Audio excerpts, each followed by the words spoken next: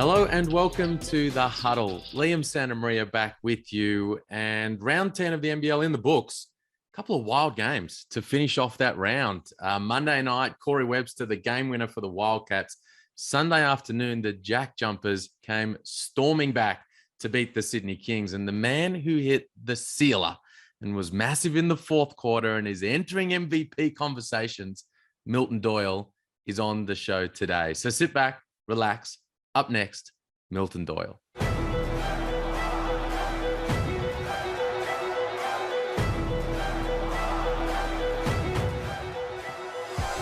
Milt, what's happening, mate? Thanks for joining me on the Huddle. Thanks for having me. How's life on a 3-game winning streak? It's been real good. Coach is happy, so practice has been a little easier. Everybody's happy around here. Nice. How's life not only on a 3-game winning streak, but how's life in Tasmania? How are you enjoying the Apple Isle? It's been good out here. Nice people out here. Very family oriented. The only bad thing is the weather right now.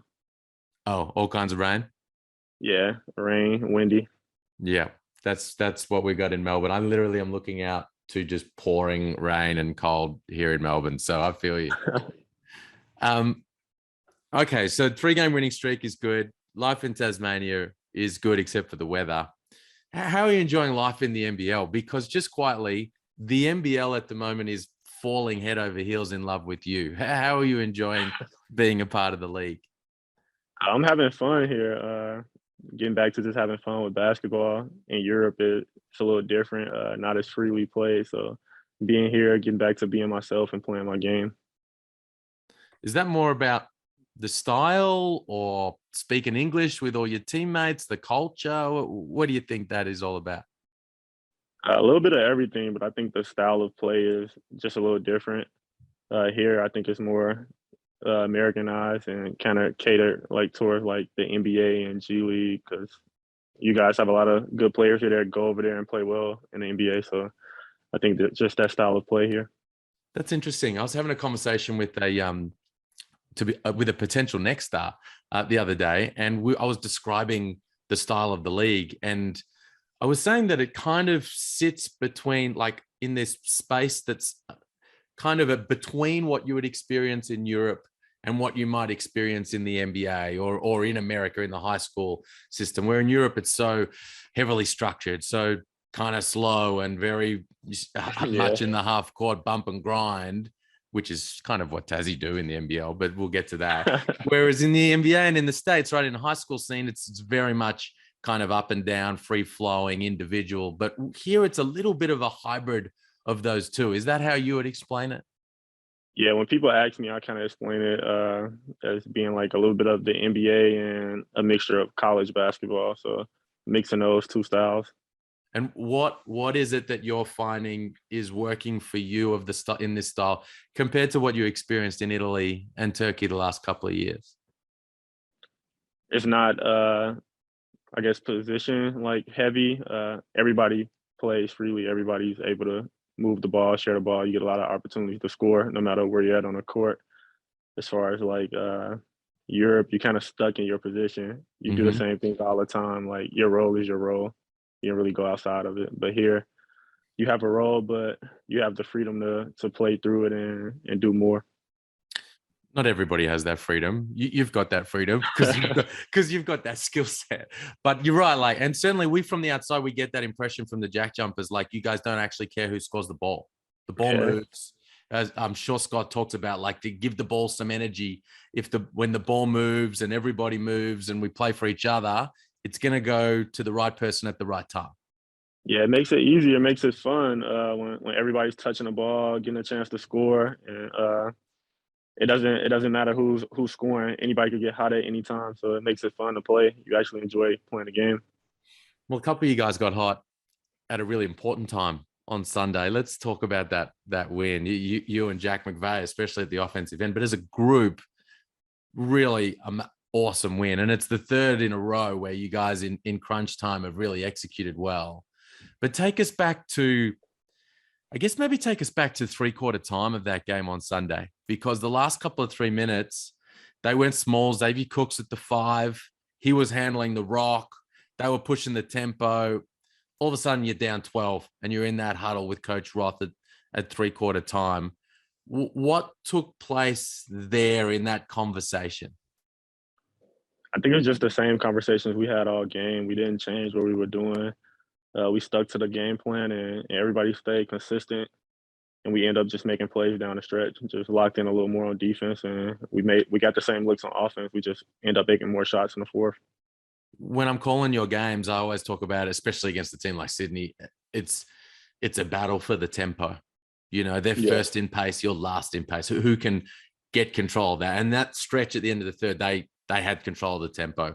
He was pushing and they were scoring quickly. How do you guys, and did you in that game manage to wrestle back control of the tempo in that fourth quarter and have that final term played on your terms?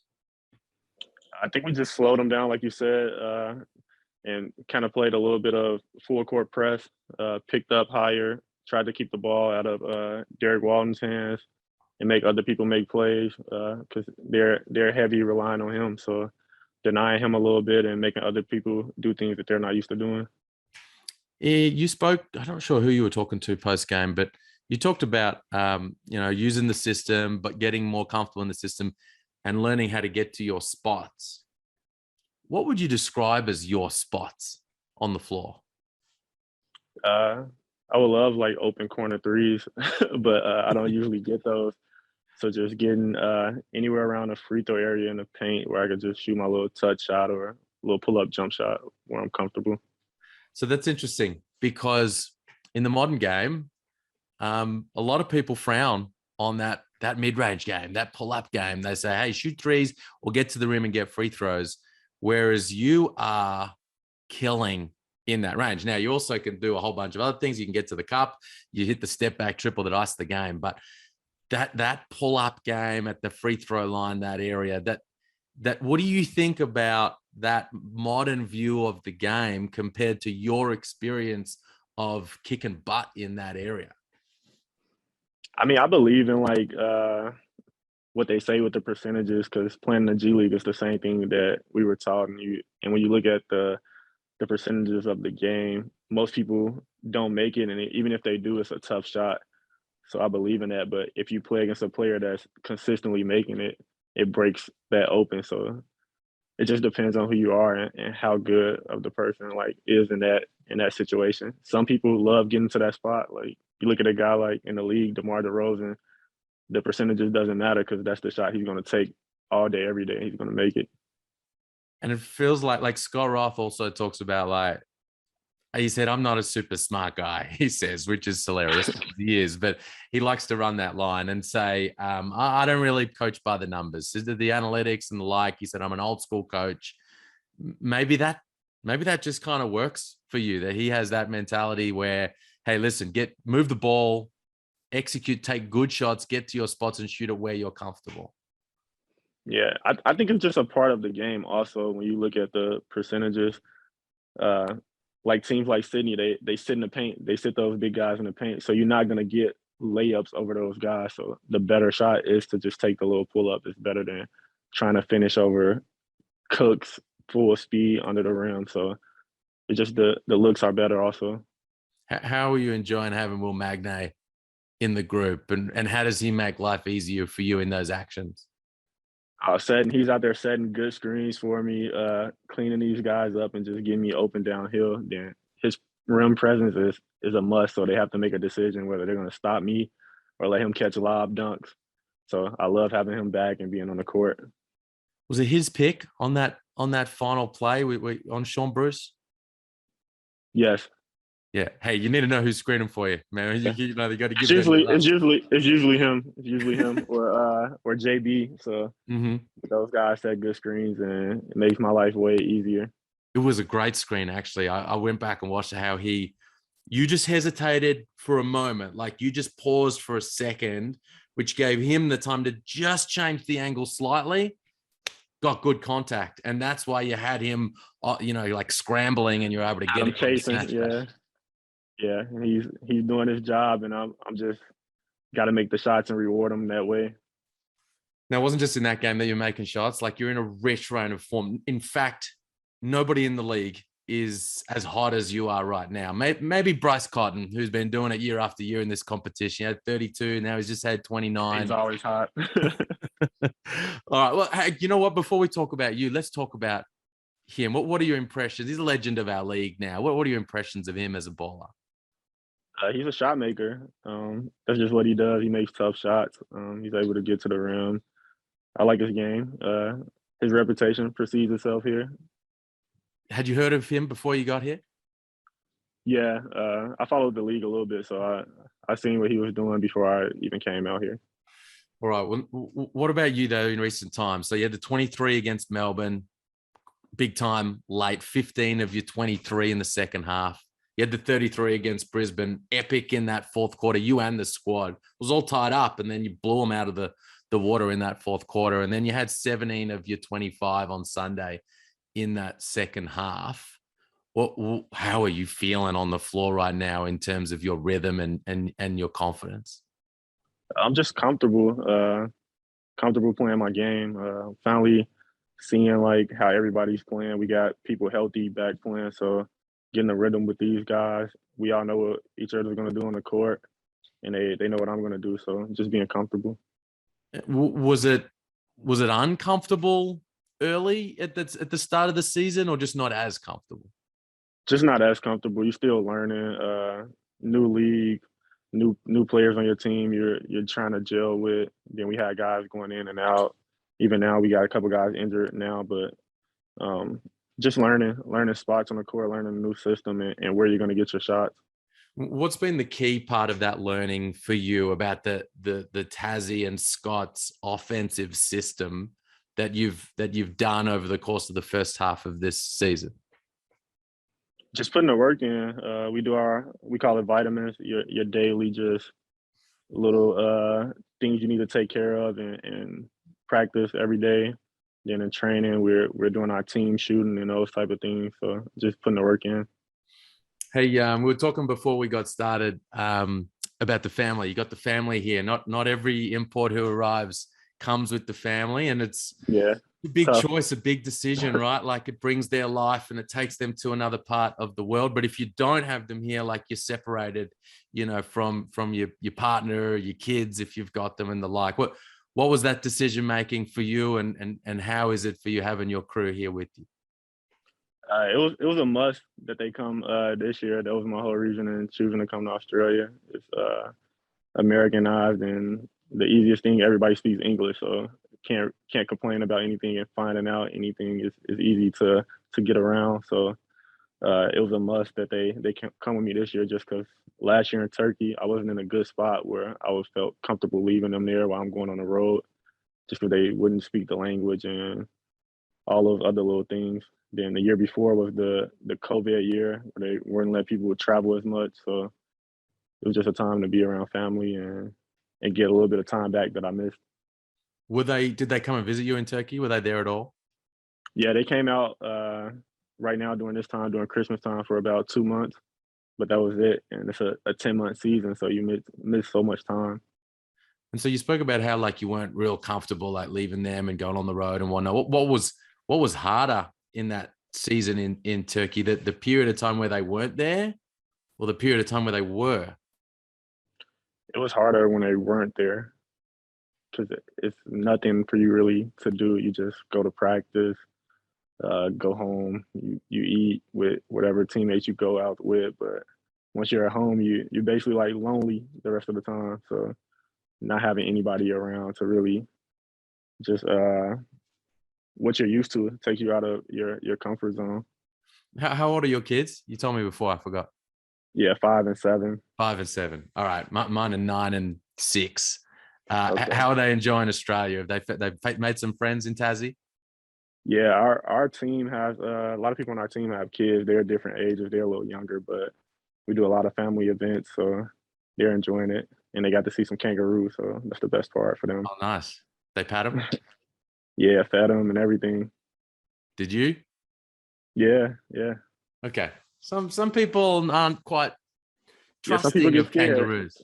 Some people get scared. Yeah, they've seen the videos of the boxing and they're like, you know what? Yeah, I'll keep my distance. But you're all good? I'm all good. All right. Hey, listen, while we're talking about family, let's talk about your mum because because Mama Doyle has become like this other kind of character within NBL 23 because she's your biggest fan. She Yeah. obviously just loves you unconditionally and she wants to tell the world. She's on social media, bigging you up, making sure people are not sleeping on you. She and you with your play have put you into the MVP conversation. So credit to her. Tell us a little bit about her and what kind of a mum she's been for you over the journey. She's been a great mom, been supportive the whole time. She's always been how you see her on Twitter and talking basketball. She played basketball growing up, played in college, actually won a college championship at Mississippi Valley State. So she knows the game. And she just always like cheering me on the whole time. Love it. Have you seen tape? No, I haven't seen tape. I seen the stats book. She was good. I give her second best player on their team. They had somebody that was really good also, but Okay. she's putting up good numbers. All right. Nice. It's interesting though, like, because I reckon a lot of people, if their mum was on social media big up on them, would be like, hey, mum, I love you and I really appreciate it, but hey, just chill. I do all the time. I Oh, tell you her to do? chill all the time. Yeah. I always tell her like chill a little bit. Like I understand you're happy and excited, but chill a little bit. But you know what? It's a credit to you that you don't tell her like chill completely. I know as like any family member, they're excited for you and happy for you. So they gotta shout it out to the world. But you gotta let them have their fun too. Love it. Love it. And I tell you, she must be having all kinds of fun watching you play right now and watching your team win. What's her setup? Like, is she watch live like in the middle of the night? No, if she can, she does, but usually she just watches it the next day on YouTube. Okay. All right. And then she just enjoys it from there. Talking a little bit about your journey, talked a little bit about your time in Italy and in Turkey. I want to take you the season before that, take you back to the 29-20 G League season with the Windy City Bulls, where you were coached by a former coach of mine and a former NBL coach in Damien Cotter, who was in Yeah. charge of that team. Tell us about your experiences of he used to coach the Sydney Kings back in the day. I'm not sure if you know, but Yeah. okay. What were your experiences of being coached by an Aussie in the G League? It was good. I actually had him my rookie year in the G League. He was an assistant coach when I was in Long Island. So that's Okay. my guy. Yeah, that's Right. my guy. I like playing under him. An easy guy to play for. Very just like player development oriented and Yeah. looking out for your best interest. So it was easy to play for him. He always made sure I was in the right situation and right spots all the time. You do those did you do those Damien Cotter individuals? Yeah, yeah. They're legit. Yeah. He's kind of mellowed over the years. Back in the day, I was with him when he was kind of a young coach just getting started, and he was ferocious. So he's had a point to prove. Oh yes, yep. Hey, you also had Justin Simon on that Yeah. squad before he came to the NBL. What was he like as a teammate? One of my favorite teammates. I got a chance to chill with him a little bit before the game. I told him it was going to be a long game for him because I knew he was going to guard me. So it's always good playing against one of your friends. Get the bragging rights right now. So it's a good guy though. Nice. We talk about being coached by Damien Cotter. What's the experience of being coached by Scott Roth? I mean, we talk about the league falling in love with you right now. We all fell in love with Scott Roth last season. He'd been in the league prior as an assistant coach with the Wildcats, but I don't know, last season he just became this figure amongst the NBL. I describe him, he's like the sitcom dad, like from the 80s or 90s sitcom. He's like the Ted Danson of the NBL right now, where he's kind of like almost like our moral compass in lots of different ways. What's he like working with on the day-to-day as a head coach? I mean, you get to see his energy on the court, and he's that way all the time. Just his emotion for the game and everything he brings. But he also has like a chill side where he's just calm, cool, and collected also. So and just when he's teaching and you get to learn from him and understand the game more. So it's been good playing for him. Nice. Hey, before we finish up, what do you reckon? You guys are on a roll now, three game winning streak. You're gonna head home and play some home games finally Yeah, soon. So that can be. finally. It's been a hot little minute since you've been in front of that Jack Jumper, that ant army. Yeah, we've been missing him. What do you reckon are the next couple of areas of growth for your squad? Because like you're playing well, but so are a couple of other teams, and a whole bunch of teams are going to continue to improve over the second half of this season. So when it gets to the postseason, it's going to be on. You're going to need to keep improving and keep growing. What are the next couple of areas for that, do you reckon, with your group? Just being better for a full game. We have lapses where it might be one quarter where we just play really badly and the team just breaks open the score and go up by 10 and we got to fight back. So try not to be the team that fights back in the fourth all the time. I think cleaning up that area and just keeping guys healthy. What is it that you tends to fall away in those lapses, those periods where you fall away? Just not being disciplined. Uh, just the little things that we go over in film and stuff, you see it slip away a little bit from one person, then maybe another. So cleaning up those mistakes and having shorter periods of time where we're making them. Okay, nice. Who's up next on the slate? For the game, Yeah. Cans. Okay. All right. I need you to beat them. I've been on the record saying you guys are going to take their spot. Yeah, we owe them one. They whooped us pretty bad first game. So. They did right at the very start of the season. Yeah. All right. Nice. Up against Tajir McCall, Shannon Scott, some other Long Island net alum. Yeah. Yeah, those my guys too. Nice. All right. Well, good luck with that one, man. And great to chat with you. We're loving having you in the league. We're loving watching you play. We're loving watching you kill it in fourth quarters in crunch time. So long may it continue. And thanks heaps for the chat. Thank you. I appreciate it.